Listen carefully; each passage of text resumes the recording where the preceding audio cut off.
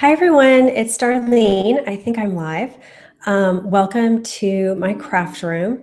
It is 9 o'clock in the morning in Dallas. That's where I am, and it's super hot outside. I'm sitting at my desk. I have my computer in front of me with a camera, and then I also have a computer here. It's my laptop, and this is where I have set up the chat so I could see the questions. So if you have any questions, then please enter them into the chat window over here. There's like a 13-second delay or so from when you type in the chat to where I can respond to it on the video. So just so you know that. Now, I have about 8 questions or so that I've received prior to right now. So I can answer those first as the other ones come in if you have them. So anyway, I am sitting here. I just want to explain. It's super bright. I have my windows here. You can see the sun on my hand here. All these windows here, and then I have windows over there. And you can see the sun that comes in onto my craft table. I have one shade shut over there, and that is why there's this shaded area right here. But typically I cannot do videos in the morning because the sun comes in and it just totally washes out the video. So I have to wait till the afternoon. So anyway, if you want to just kind of let me know that you're there, just kind of type something into the chat just so I know that you can hear me. Okay, so I'm going to go ahead and get started with some of these questions. The first one is from Diane. Can you show your video and camera setup? Now, if you notice, my craft room is a complete and total mess behind me. And I did that on purpose because last night I was sitting here and I thought I should really clean this up because for the other chats, I've made my room spotless and make it look really good.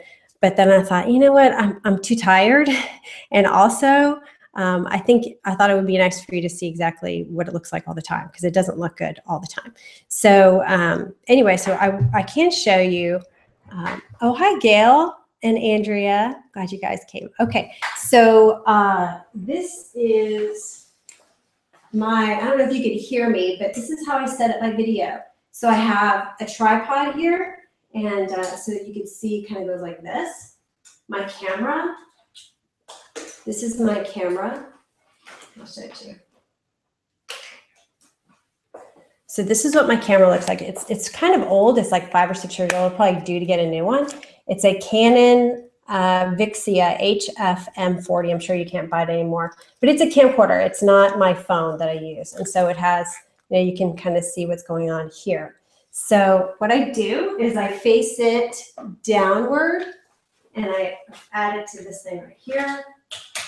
And then I can adjust, move it around, and then my workspace is right here. And then I flip this over, the video thing, so that I can see what I'm doing. And then I have a remote control that I can zoom in and out. So that's how I do my videos. And then you can see that it's recording kind of from like this, so it's backwards. So when I edit the video, I have to flip it 180 degrees. Okay, so that's video. For photos, I put a little setup here. So I use my Stampin' Up markers as my kind of background, holding up my cardstock. I've been using this piece of paper, which I bought at Joann's just in the big paper section. And so I added some weight behind it. So another piece of paper because they're kind of flimsy from the store. So I just prop it up here like that. So it looks like it's on a table, but like on a wood table, but it's not really. And then I take my card. Here's a little sneak peek of a card from next week. And then I put it right here. Actually, push this back a little bit. Put the card here.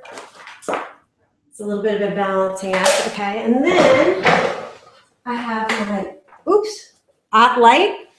And I put it right here. And I face it right there on my card, okay? I'm a little further back, like about right here, okay? And then I take my camera. This is my camera.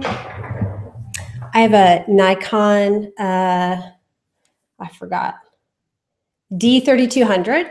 It's got a micro, I always get confused between micro and macro lens. And so it allows me to take pictures very close up.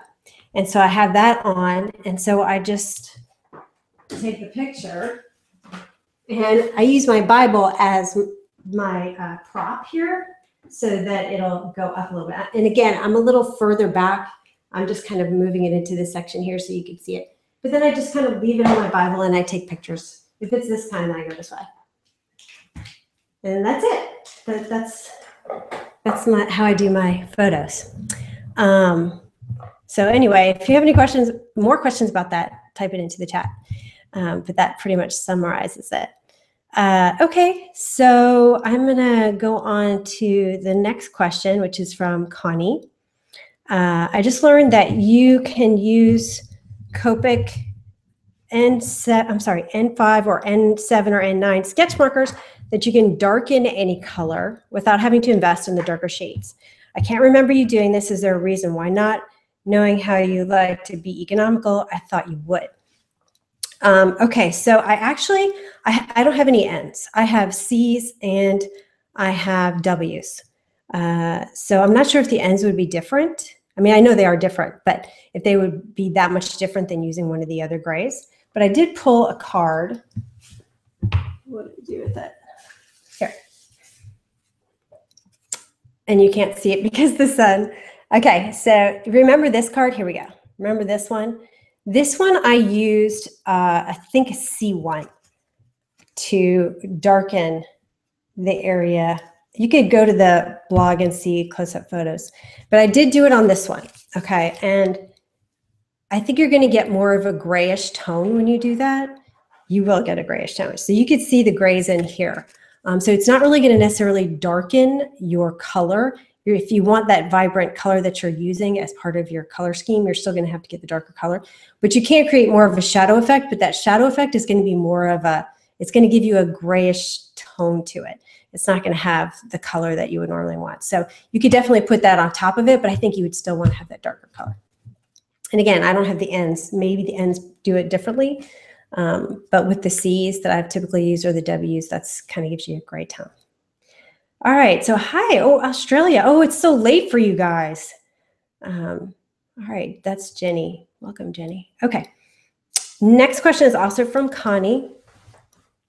With Prismacolor pencils, I started out using a blunt tip when I got them, but a friend suggested I use a very sharp tip and a very light hand instead with a number of pencil coats to build up the color. I found that this approach gave me more control as well as a much smoother and more even coverage than when I used the blunt tip approach. I'd be interested to know why you decided not to use the sharp tip light-handed approach too. I use it, and what she means by this is when I'm using colored pencils, I typically like to have a tip that's very soft and round, not a really sharp tip. And the reason why I do that is because I find that the sharp tips will create grooves in the paper. And I tend to be pretty heavy-handed with my writing and my drawing and all that. So, when I use a sharp tip, it creates a groove in the paper. And then what you want when you're doing like watercolor pencils or regular pencils is you want a nice smooth blend of color. But if you have these sharp lines in your cardstock, then you're not going to get that. So that's why I tend to use a soft edge. What Connie is suggesting is that we use a light hand with a sharp tip. And I guess you get more control because you can get into the edges better because of the tip being so thin.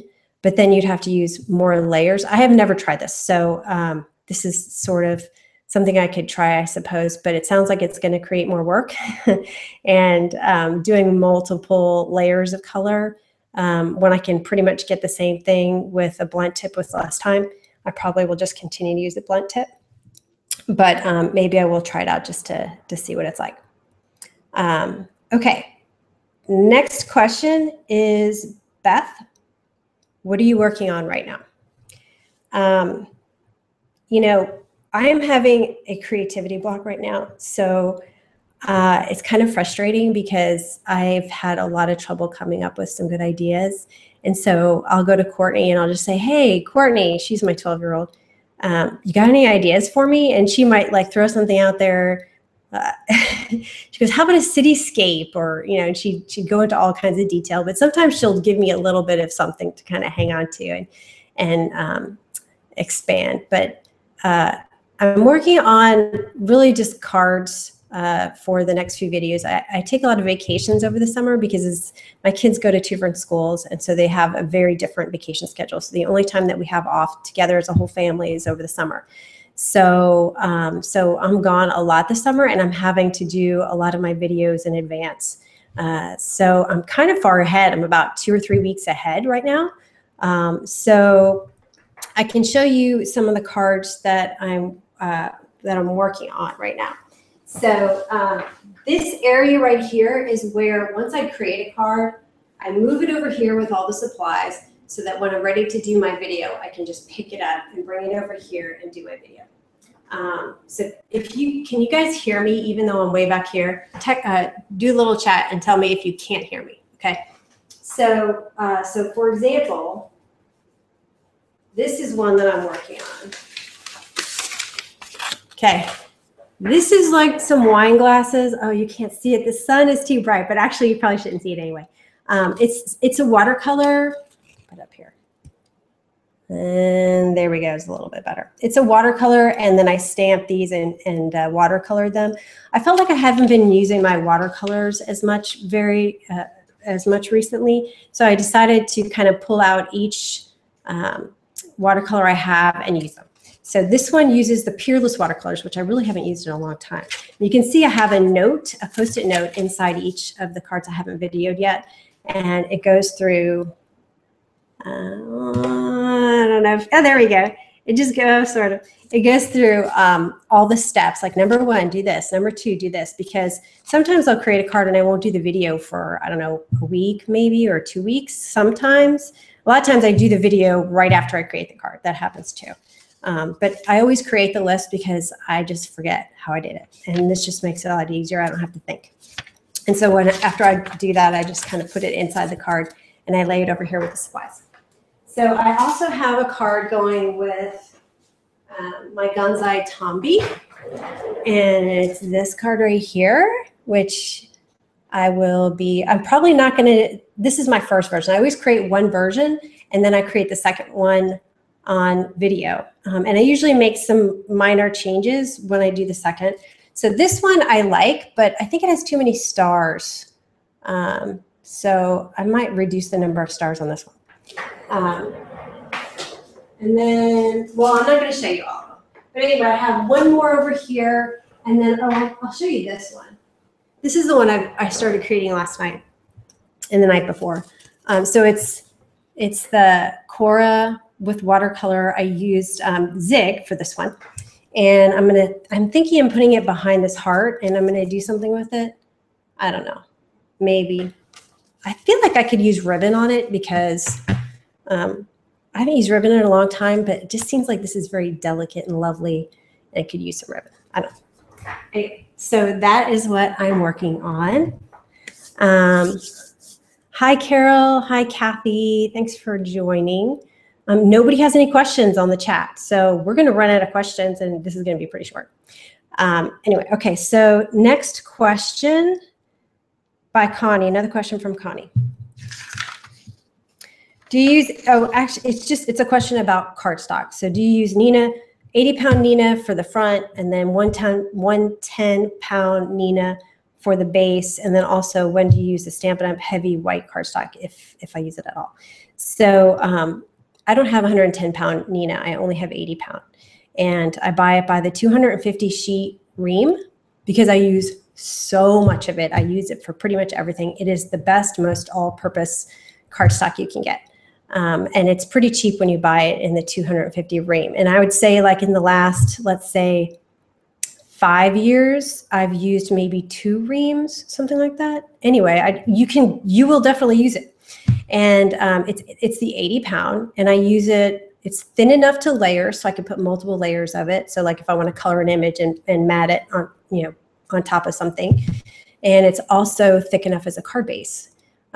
So the 110, I used to use paper tray, and that was like a 110, I think. And it was too thick. It was just too bulky. And then when I added my layers on top, it just got to be too thick and too heavy. So I think that the 80-pound is just perfect, and I use it for pretty much everything. As far as Stampin' Up goes, if I'm going to be coloring an image or stamping some images on a panel that's going to lay on a card base, I will use the regular Stampin' Up Whisper White. because it's too thin. I don't know what the pound is. I think it says 80 pound, but it's not like the Nina 80 pound. But it's very super thin. But with Stampin' Up inks, I feel like you have to use Stampin' Up cardstock because the difference is just it's totally different on Stampin' Up cardstock. It looks so much better than on any other cardstock. So, but if I'm stamping directly onto the card base, then I will use the thick Stampin' Up cardstock. So I do have one package of the, I can't remember, I think it's just called thick white cardstock, thick whisper white. And so I use that sparingly. I really just only use it when I know I'm going to be stamping with Stampin' Up inks onto the base. Otherwise, I'll just use regular Stampin' Up cardstock and then just adhere to a card base, which is typically my Nina 80 pound. Okay. Okay, Andrea, have you ever tried other white cardstock besides Nina? If so, what did you think?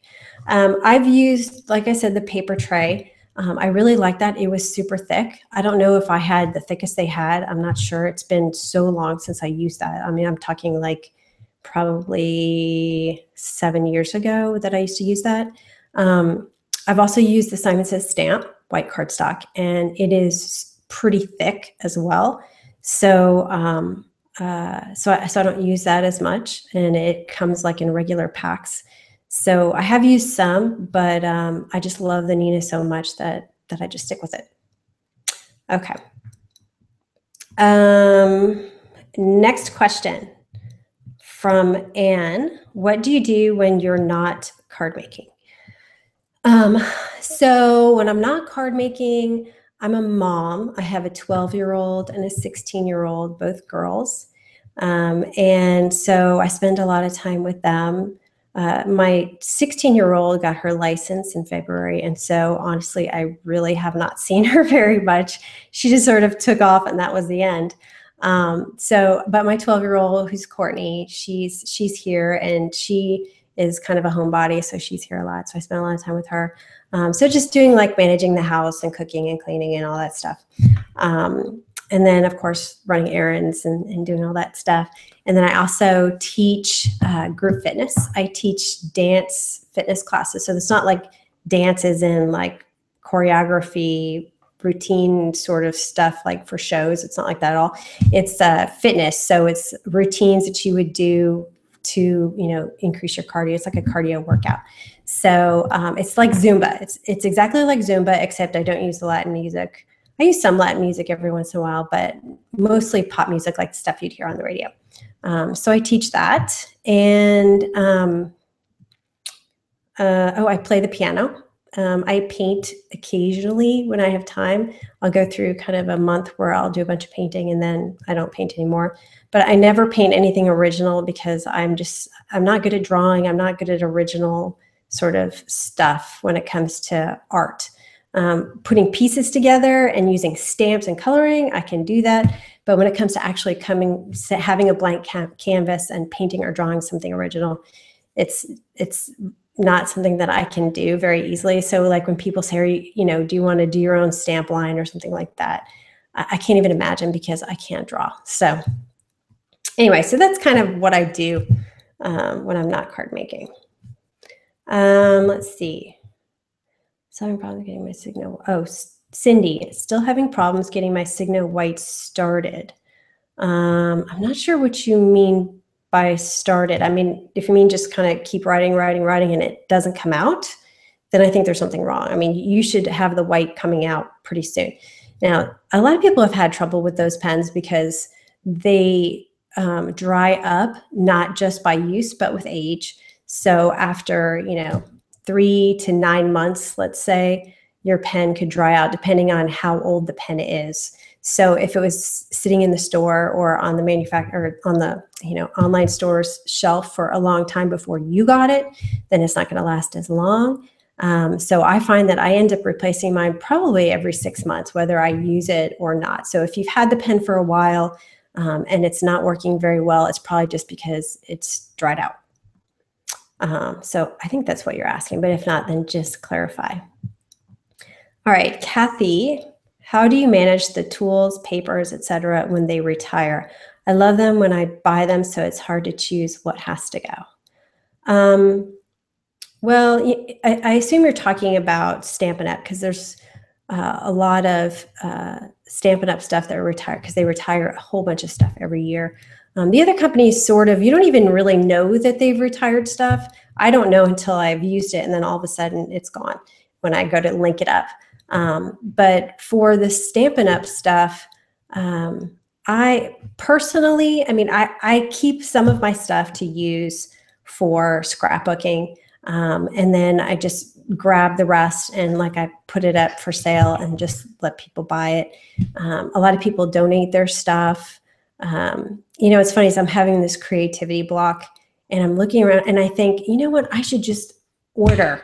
I should order something because whenever I get new stuff, it's so easy to get inspired by new stuff.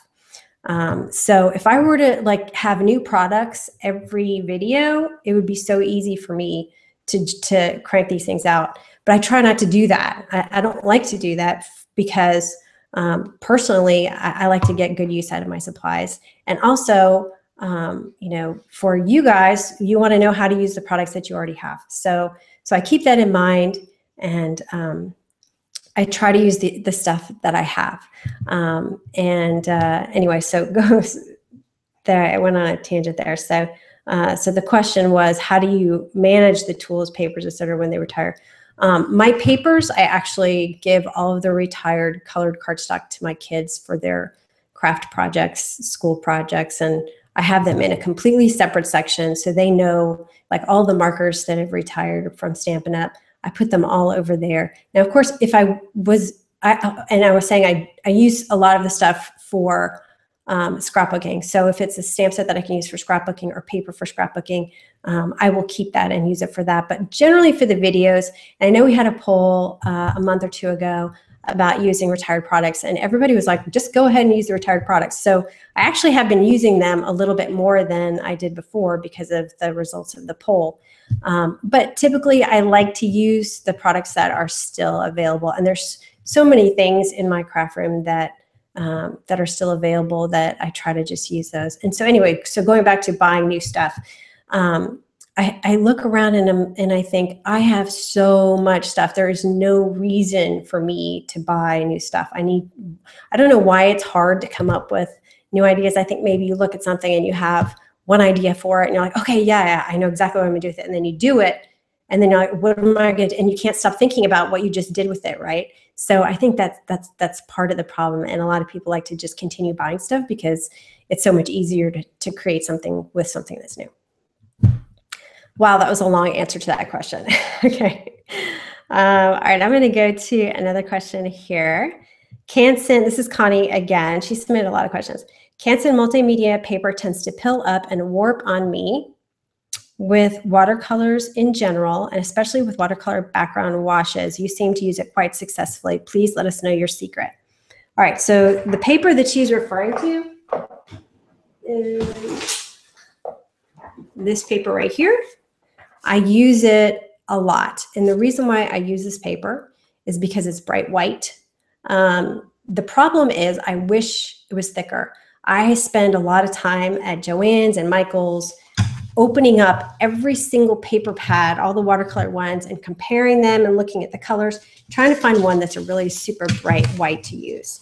And so this one is really bright. So if I'm going to be having some of this paper showing on the card, then I generally try to use this.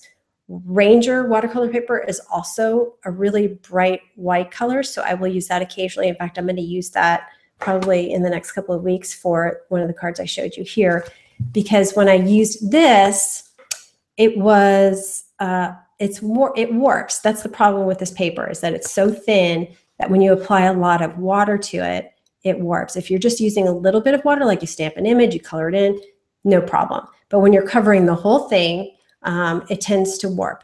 There are ways to unwarp the paper.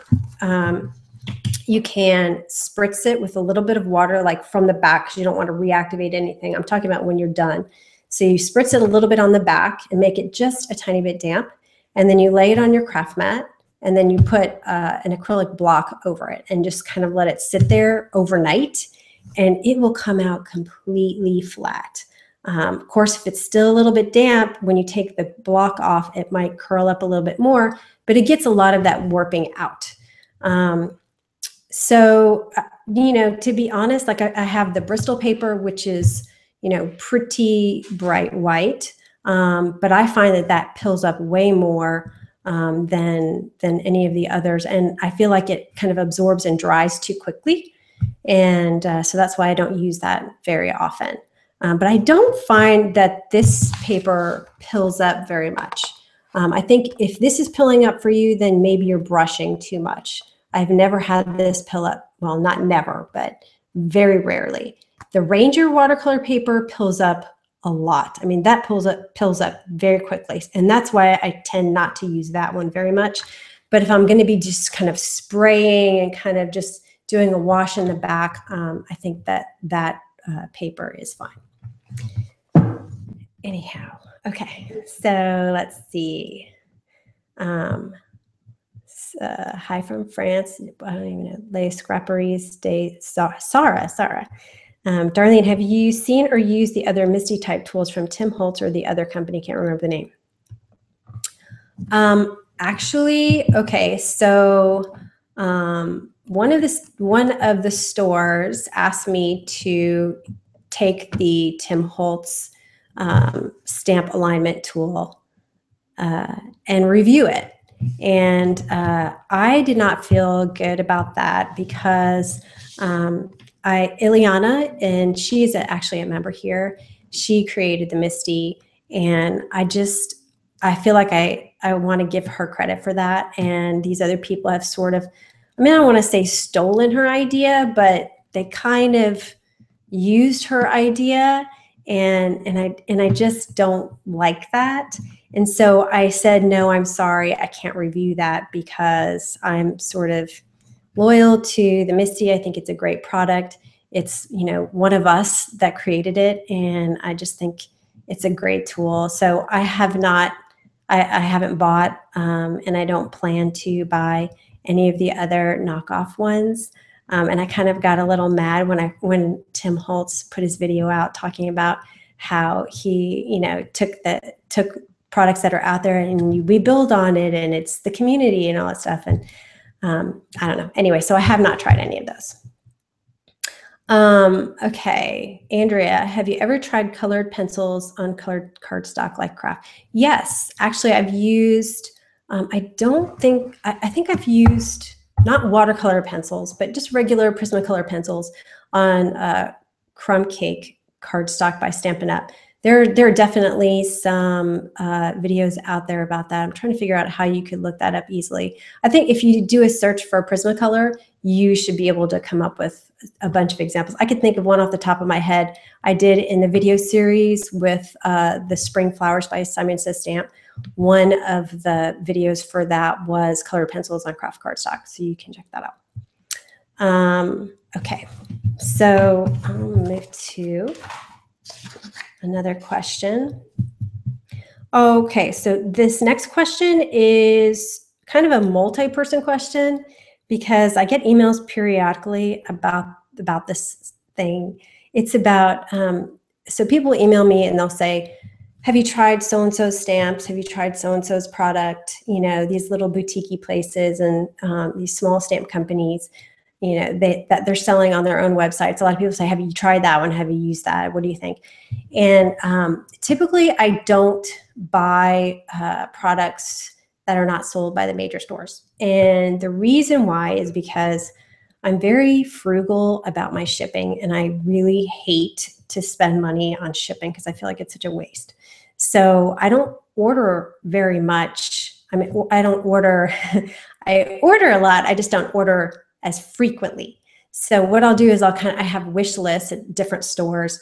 And once I'm ready to place an order, like maybe once a month, once every other month, something like that, I go to all my lists, I compile, I find out which place I can get the most items from, and then I place my order. So in the last maybe like 3 or 4 years, I think I've only, maybe even longer than that, bought from a stamp company site like one time. And so, and also not just for me, but because I think, if I'm using a product that somebody wants to get and they have to go directly to a specific store and they can only get that, I don't know. I would rather somebody also be able to get their glue and their cardstock and some other necessities that they have. And then when I go to place an order, I get a stamp set from this company, a stamp set from that company. And so I, kind of put it all together. Now, if the smaller, and I do use a lot of the smaller companies like Gerda Steiner Designs. I bought a few of hers. They're so cute. The Sunny Studio ones. I mean, I buy all the ones. I'll buy anything as long as it's at one of the stores. So I usually shop at Simon Says Stamp, Ellen Hudson, all the ones on my site, scrapbook.com. Their selection has really grown a lot. And they have kind of the staples at pretty good prices. Blitzy also has some good sales too, and their selection has increased. I got all my oxide inks there for a really good price. And then of course, Amazon, I'm a Prime member. And so I buy a lot of stuff on Amazon. It's really surprising how much you can get on Amazon, like the Prismacolor pencils or the watercolor pencils, or like the pastels I got from Amazon, because you can get them, I'm Prime, so 2 days. And it's usually pretty good prices, but not all the time. Anyway, so that's kind of why I don't use like all these one-off. I try to consolidate my orders into just the main stores. Okay, any other questions y'all have? Do you know the people at Simon? Do you know the people at? Hi, Carol. Do you know the people at Simon Says Stamp? And if so, why are their items out of stock so much? I do know them. I mean, I don't know them personally, like I've never met them, but I email them back and forth, especially when I see that I'm about to do a video and they don't have it in stock. So I'll email them. I'm like, hey, when are you going to get this in stock? And usually it's like, oh, next week. I think they just don't like to have a huge inventory. And so I'm just guessing. Okay. So I'm thinking they don't want to have a huge inventory. So they may buy they may buy something and then somebody uses it and then everybody wants it and they only bought 5 of them. And so they run out quickly. So if there's a rush on something, I think that they probably hadn't anticipated, then they're going to run out quickly. I find that they do run out of stock frequently, but it's for a short period of time. So something might go out of stock, 1 week, but then it's back in stock within a few days or the following week. At least that's been my experience with Simon Says Stamp. Susan, I spend a lot with Stampin' Up and they charge a lot for shipping. Like, yes, I agree with you. I get frustrated with the 10% shipping. Going back to when I was talking about buying from one stamp company, there is one exception to that, and that is Stampin' Up. So I do buy from Stampin' Up as well, only because you can only get their products there. And also because I buy a lot of my staples there. So I use all these inks right here. I might need reinkers or markers, and I use a lot of Stampin' Up paper. I love their colors and all the coordination, stuff like that. So when I do order there, I'm able to order a bunch. Okay. Let's see. I have one last question that was submitted before. So I'm going to answer this. And then if there aren't any other questions, then I guess we'll be done. So if you have any other questions, enter them into the chat. So the next question is by Mary. What is your favorite trimmer? So I pulled all my trimmers here, put them on the floor. So this used to be, it's the sun again. This used to be let me see the perfect angle. This used to be my favorite trimmer. This is the EK Tools. It used to be called the Cutterpede. Yeah, that's right, the Cutterpede. It's a rotary blade. I used it, it was my favorite trimmer for years and years, okay? And it has this thing that comes out, okay? And then you can go like this. The problem is I used to sit on my table and then I'd walk by and snap this thing off. And then I only had, 5.5 inches going out this way. So I got really frustrated with it. And so I decided to start investigating other trimmers that I could use, because I was on like my 4th or 5th one. And it's not that expensive. I want to say it's like $20 or something like that. But I do like how it makes really nice cuts. I haven't used it as much since I got my other main trimmer, which I'm going to show you in a second. So Another trimmer, so I don't really use the cutter pea very much. There are two trimmers that I use very regularly. Okay, the first one is this one. It's the Fiskars. It's not expensive. You could get it for like $11 or $12.